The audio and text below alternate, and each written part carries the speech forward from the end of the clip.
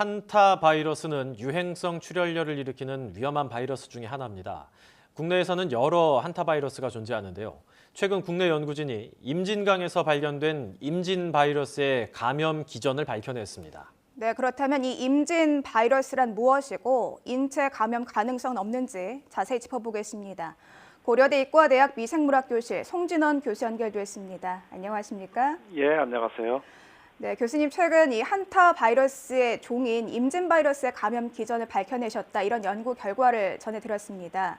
자, 그런데 먼저 이 한타 바이러스가 무엇인지부터 좀 짚어야 될 것 같은데요. 좀 설명을 해주시죠. 네, 한타 바이러스는 한국을 포함한 아시아, 유럽에서는 유행성 출혈열이란 병을 일으키는데 국내에서는 매년 300에서 600여 명, 중국에서는 매년 12,000명에서 2만 명, 그리고 스웨덴 등 일부 유럽 국가에서도 매년 1,000여 명씩 환자가 발생하고 있습니다. 치사율은 1에서 15% 정도로 주로 콩팥이 망가져서 사망하게 됩니다.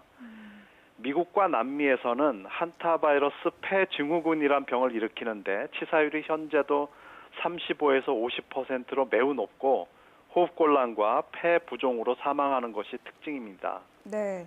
그런데 이 한타 바이러스 아마 좀 이름은 익숙하다 이렇게 생각하시는 분들도 많이 계실 것 같습니다. 네. 꽤 오래 전에 이게 발견된 걸로 알고 있는데 처음 국내에서 발견된 게 구체적으로 언제였습니까?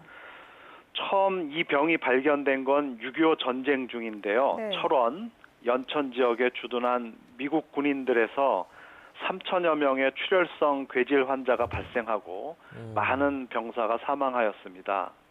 당시에 미국 의사들이 처음 보는 병이었기 때문에 병 이름을 한국형 출혈열이라고 불렀고 병원차하고 전파 경로를 밝히고자 연구를 계속하였으나 실패하고 말았습니다.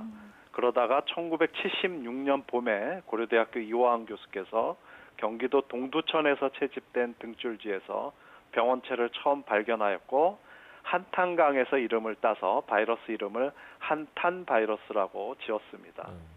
저희가 앞서 교수님께서 임진 바이러스의 감염 기전을 밝혀내셨다 이렇게 소개를 했었는데 네. 그렇다면 이 한타 바이러스 종류에 속하는 임진 바이러스는 또 어떤 바이러스인지 설명을 좀 해주시죠. 네, 이 한타 바이러스는 야생 쥐들이 운반하는 바이러스로 알려져 왔는데요. 각 한타 바이러스는 각각의 다른 종의 쥐가 자연계 숙주 동물입니다. 저희 연구진은 2004년 경기도 임진강변에서 채집한 식충목 동물인 우수리 따쥐에서 신종 한타 바이러스를 최초로 발견, 분리하였고 발견된 장소인 임진강에서 이름을 따와 임진 바이러스로 명명하였습니다.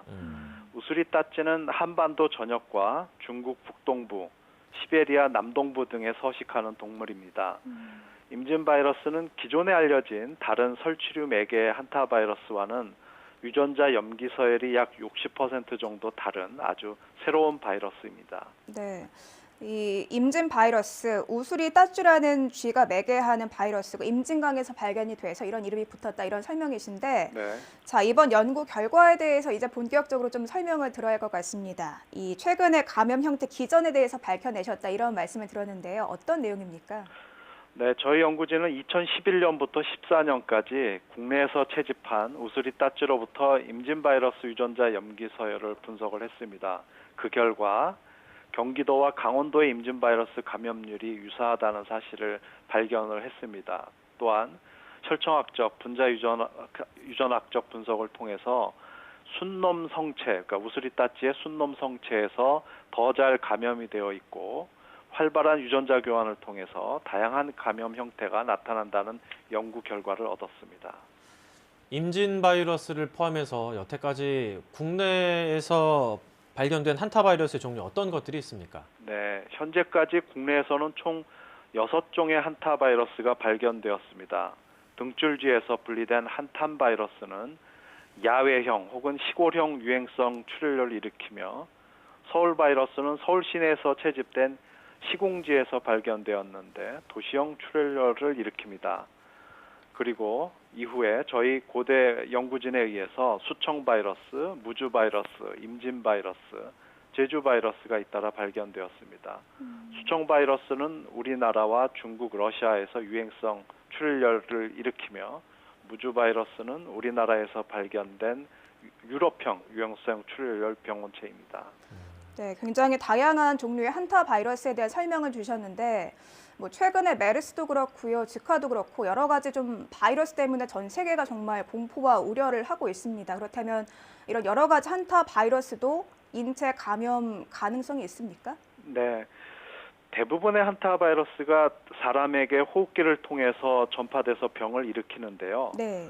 서울 바이러스는 이 한탄 바이러스보다 임상 증상이 좀 경미한 도시형 출혈열을 일으키는데 최근에 미국 질병관리본부에서 미국 7개 주에서 17명이 서울 바이러스에 감염됐다고 발표하고 주의보를 내렸습니다.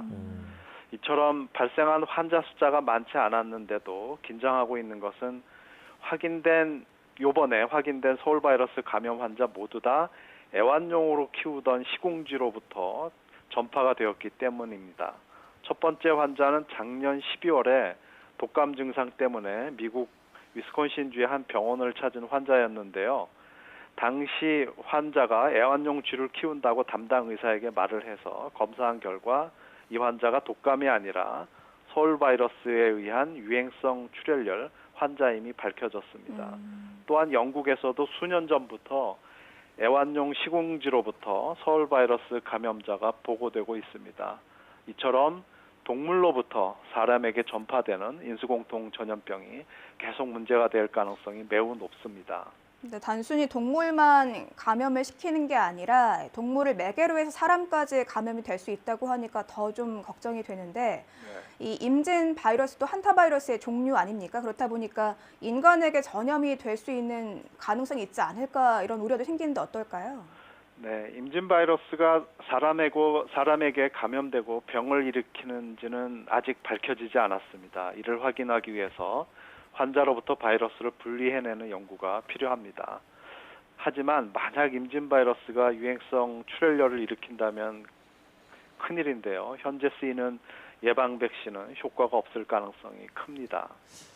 인수공통 전염병인데 예방 백신이 들지 않고 효과가 없다라면은 자칫 슈퍼바이러스로 번져서 엄청 확산된다고 하면은 아주 큰 일이 일어날 것 같은데 임진 바이러스의 감염 기전을 규명한 이번 연구 결과의 가장 큰 의의는 어디에 있다고 보십니까?